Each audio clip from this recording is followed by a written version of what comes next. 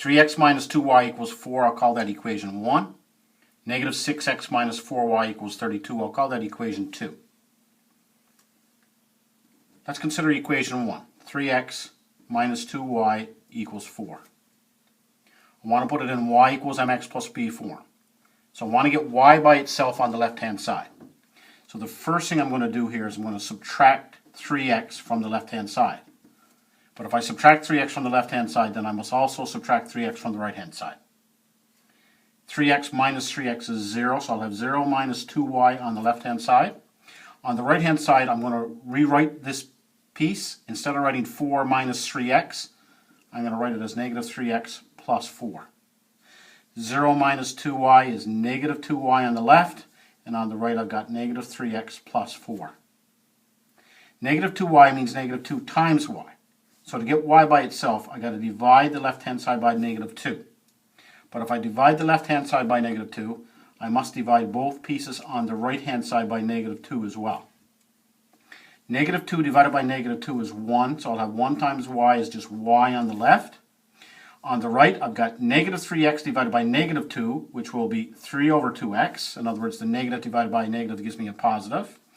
And I've got plus 4 divided by negative 2 is negative 2. So I get y equals 3 over 2x plus a negative 2 is minus 2. So equation number 1 is now in y equals mx plus b form. Let's consider equation 2. Negative 6x minus 4y equals 32. So I want to get it in y equals mx plus b form. So to get y by itself, the first thing I'm going to do is I'm going to add 6x to the left-hand side. But if I add 6x to the left-hand side, then I must add 6x to the right-hand side. Negative 6x plus 6x is 0, so I'll have 0 minus 4y on the left. On the right, I'm going to rearrange this piece. Instead of writing 32 plus 6x, I'm going to write it as 6x plus 32. 0 minus 4y is negative 4y on the left, and on the right I got 6x plus 32. Negative 4y means negative 4 times y. So to get y by itself, I've got to divide the left-hand side by negative 4. But because I divide the left-hand side by negative 4, I must divide both pieces on the right-hand side by negative 4 as well.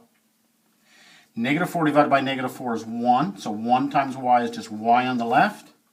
On the right, I've got 6x divided by negative 4. Well, that's going to be negative 6 over 4x plus 32 divided by negative 4. Well, 32 divided by negative 4 is negative 8. So I'm going to have y equals negative 6 over 4x plus a negative 8 is minus 8. And I'm going to reduce this fraction. 2 goes into 6 3 times. 2 goes into 4 twice. So I get y equals negative 3 over 2x minus 8. So both equations now are in y equals mx plus b form. Let's graph these equations. So for equation number 1, the y-intercept is negative 2, and the slope is 3 over 2. Now recall, slope is rise over run. So I can consider the rise here as 3 and the run as 2. So equation number 1 has a y-intercept of negative 2. That's right here. That's where the graph for equation number 1 is going to cross the y-axis. Now to determine another point that satisfies equation 1, I'm going to use the slope. So from that y-intercept, I'm going to rise 3 and run 2. So if I rise 3, 1, 2, 3, and I run 2, 1, 2.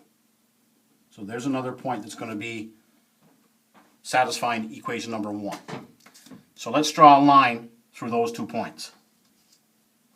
Right about there. So there's a graph for equation number 1. Now equation number 2. The y-intercept is negative 8, and the slope is negative 3 over 2. Now remember,